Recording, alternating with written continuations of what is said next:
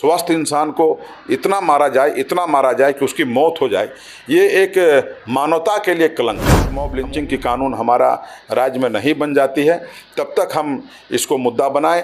और हमारे भारतीय जनता पार्टी का आदमी जब भी रात में सोते हैं तो वो सोचते हैं कि हम कैसे कौन सा विवाद ऐसा उठाएं जिससे हमको उसको फ़ायदा मिले। वो आपस में लड़ाने का, हिंदू मुस्लिम करने का, विवाद बात को उठाने का, जिस बात का कहीं ज़रूरत ही नहीं है। कांग्रेस कमेटी की कार्यशैली को अगर देखें तो इसमें एक नई ऊर्जा नज़र आती है। जनहित के मुद्दों को लेकर कांग्रेस के कार्यकर्ता, नेता, पदाधिकारी सड़कों पर भी उतरते हैं और सदन में भी मजबूती के साथ आवाज़ उठाते हैं।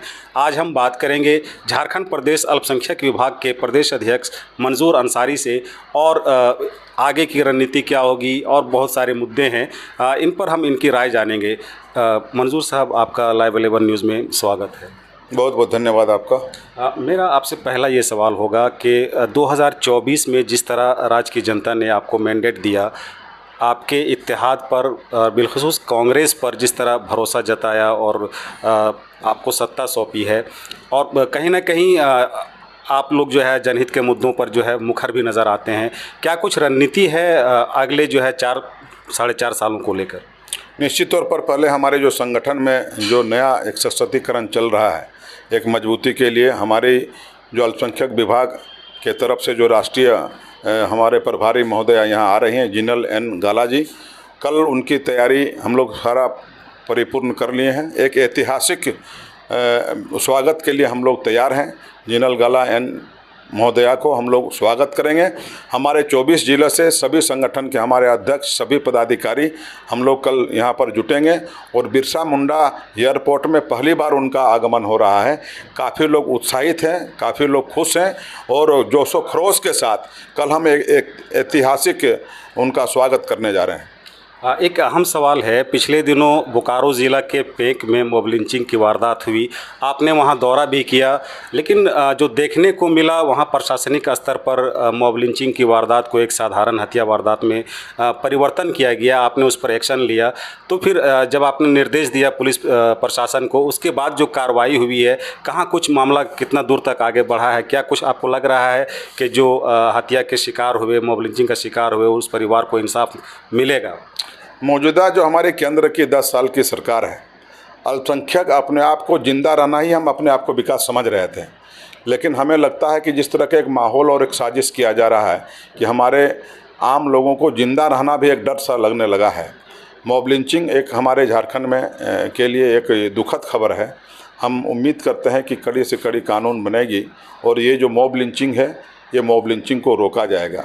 कुछ लोग इसको मुद्दा बनाते हैं कि मॉब लिंचिंग सिर्फ अल्पसंख्यक समुदाय के लिए ये कानून नहीं है। मॉब लिंचिंग एक ऐसा कानून है जो किसी एक व्यक्ति को 5 के समूह से ज़्यादा लोग उसको मार के हत्या कर देना, इसको लिंचिंग कहते हैं। और हमें नहीं लगता है कि आज के युग में जब आर्टिफिशियल इंटेलिजेंस की तरफ हमारा दुनिया जा रहा है, हमारा दुनिया काफ़ी आगे, हम आईटी सेक्टर में जा रहे हैं, वैसे समय में एक इंसान को, जिंदा इंसान को, स्वस्थ इंसान को इतना मारा जाए कि उसकी मौत हो जाए, ये एक मानवता के लिए कलंक है। हम उम्मीद करते हैं कि आपके माध्यम से कि जो भी लोग हैं इसमें हम सकारात्मक दृष्टि से देखें, और जब तक मॉब लिंचिंग की कानून हमारा राज्य में नहीं बन जाती है तब तक हम इसको मुद्दा बनाएं। और हमारे लोकप्रिय मुख्यमंत्री आदरणीय हेमंत सोरेन जी ने लगातार 3 बार इस बिल को भेजने का काम किया है, एक बार नहीं 3 बार भेजने का काम किया है, और 3 बार उन्हें हमारे सूचना के मुताबिक उसको लौटाने का काम राज्यपाल महोदय जी ने किए हैं। हम उम्मीद करते हैं कि इस बिल को जो भी त्रुटि दे करके वो भेजे हैं, तो उस त्रुटि को दुरुस्त करके इस बिल को भेजा जाए और एक कड़ी कानून बनाने का महसूस पूरे झारखंड की जनता कर रही है, पूरा मानव जाति कर रही है। इसमें हम सबको सहयोग करने की ज़रूरत है। एक और अहम सवाल है जो देश में भी चर्चा का विषय बना हुआ है।